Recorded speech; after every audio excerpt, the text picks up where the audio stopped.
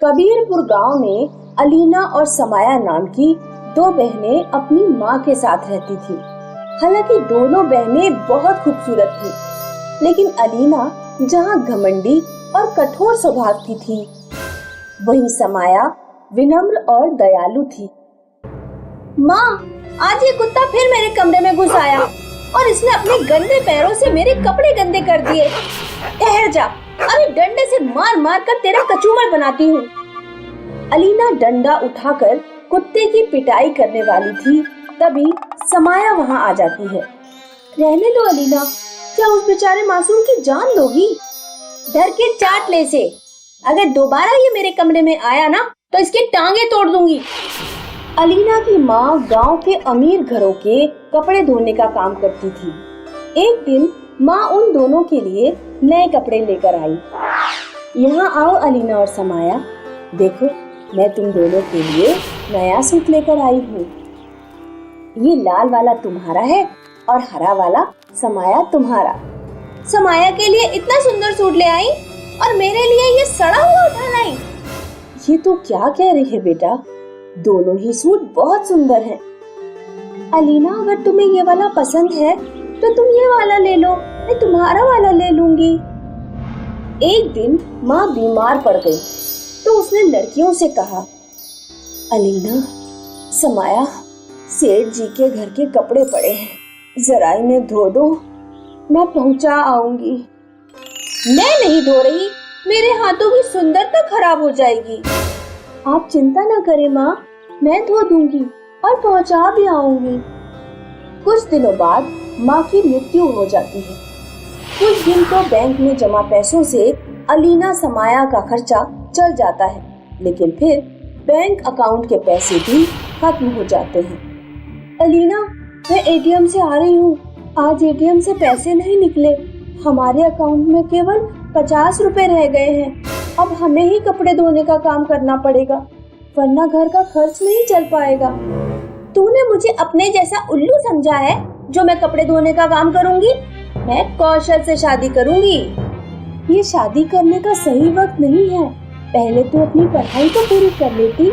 और कौशल अच्छा लड़का नहीं है, मैंने कई बार उसे जुआ खेलते हुए देखा है।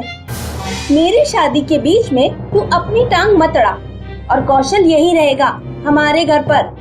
अलीना कोर्ट में जाकर कौशल से शादी कर लेती है। कौशल की नजर अलीना और समाया के मकान पर थी।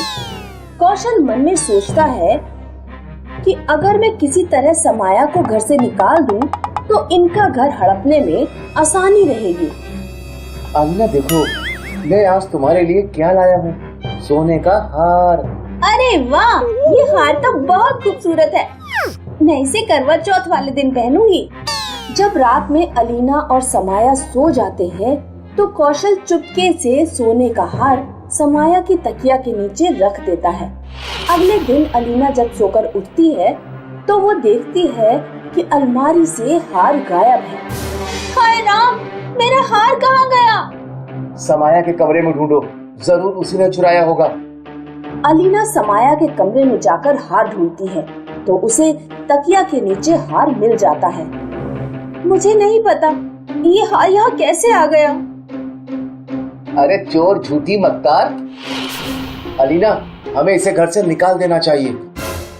अलीना और कौशल समाया को धक्के मारकर घर से बाहर निकाल देते हैं। माँ, तुम कहाँ चली गई? अब मैं कहाँ रहूंगी? समाया गांव के एटीएम के सामने बैठ जाती है और रोती रहती है। तभी एटीएम से एक आवाज आती है। सुनो लड़की, मैं एक जादुई एटीएम हूँ, मेरे अंदर एक जिन्न की आत्मा का वास है, मैं जरूरतमंदों की मदद करता हूँ, बताओ तुम्हें कितने पैसे चाहिए?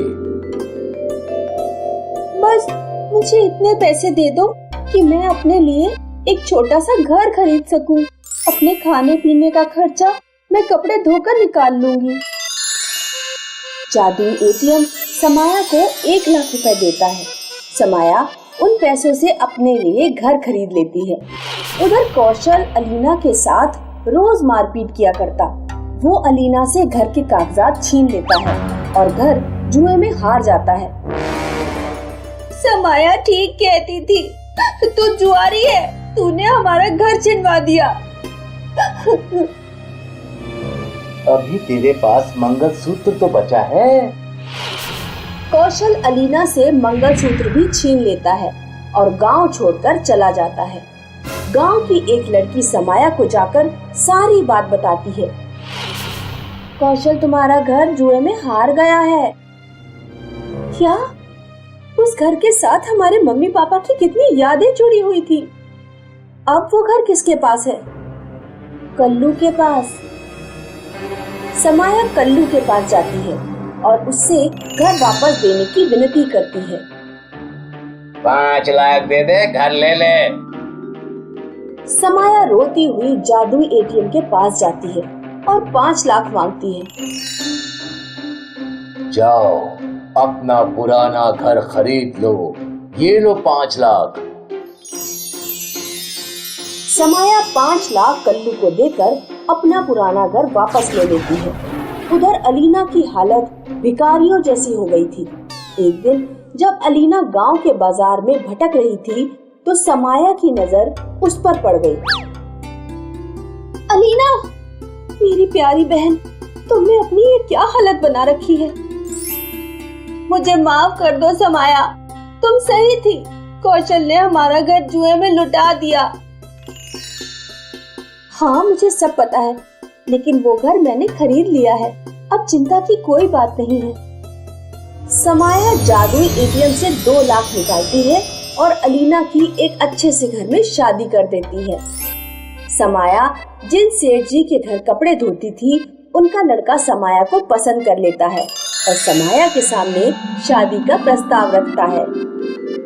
समाया सेठ जी के लड़के से शादी कर लेती है और खुशहाल जीवन बिताने लगती है।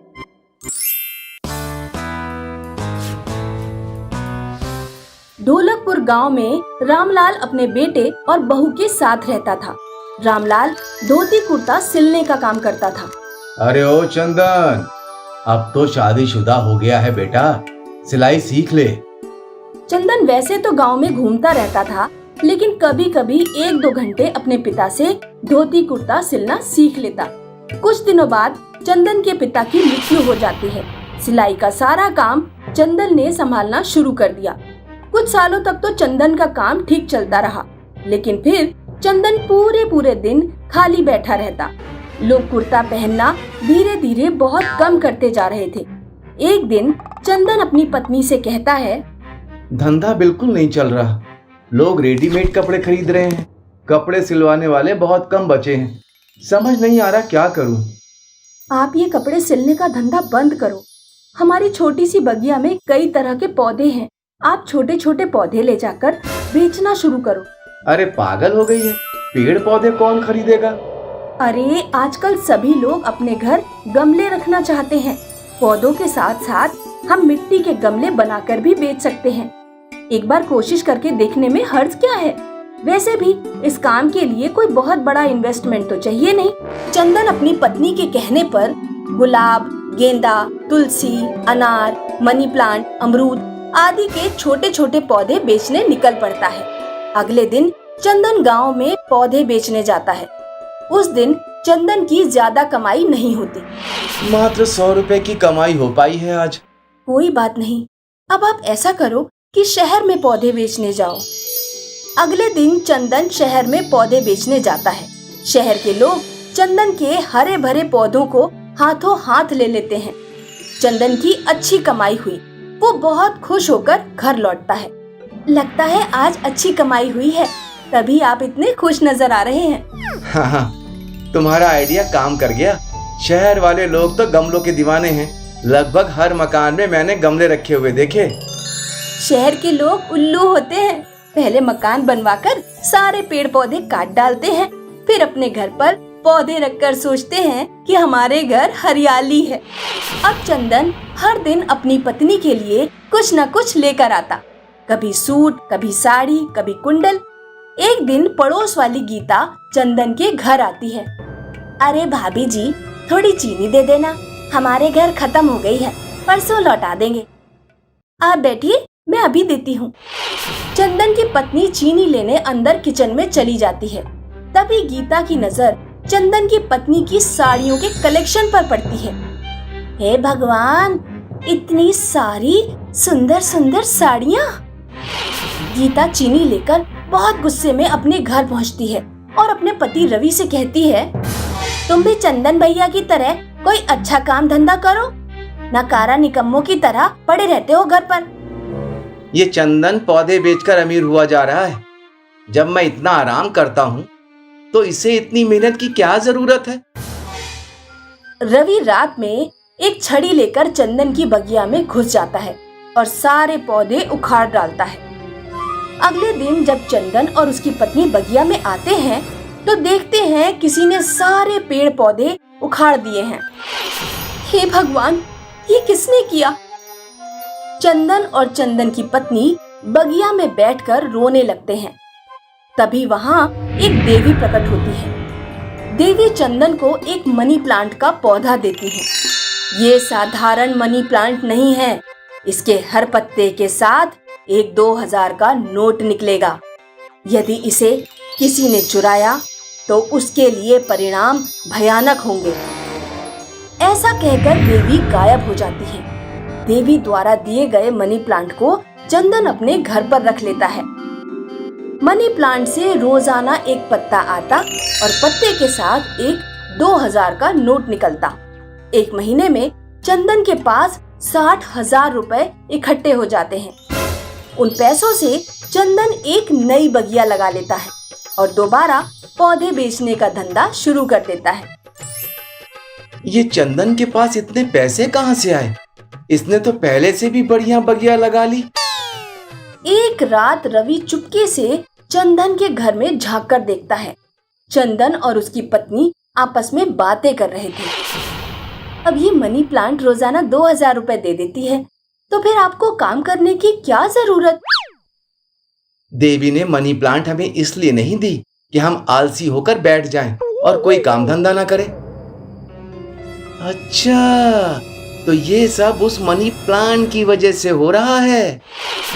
रात में जब चंदन और उसकी पत्नी सो जाते हैं तो रवि उनके घर में घुस जाता है और मनी प्लांट चुरा लेता है। वो मनी प्लांट को एक बक्से में बंद करके रख देता है।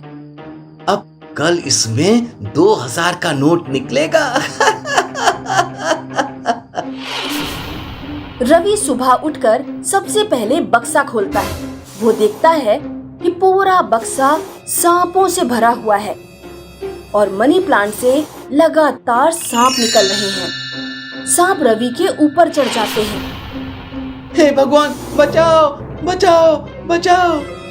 ऐसा कहकर रवि अपने घर में चारों ओर भागता है। रवि की पत्नी डंडों से सांपों को हटाती है और मनी प्लांट रवि को लाकर दे देती है। जल्दी जाइए और मनी प्लांट चंदन भैया को वापस कराइए। इस मनी प्लांट में जरूर कुछ गड़बड़ है। रवि तुरंत भागता हुआ चंदन के पास जाता है और चंदन के पैरों में गिर पड़ता है। मुझे माफ कर दो चंदन, मैंने तुम्हारी मनी प्लांट चुराई। चंदन जैसे ही अपने हाथों में मनी प्लांट लेता है, सभी सांप गायब हो जाते हैं। ऐसा तुमने क्यों किया रवि? मेरे पास कोई काम धंधा नहीं है। अगर ऐसी बात है तो तुम्हें मुझे पहले बताना चाहिए था। मैं तुम्हें पौधे बेचने का काम सिखाऊंगा और कुछ पैसे तुम्हें उधार देकर तुम्हारी बगिया भी लगाऊंगा। अब चंदन और रवि साथ साथ पौधे बेचने का काम करने लगते हैं।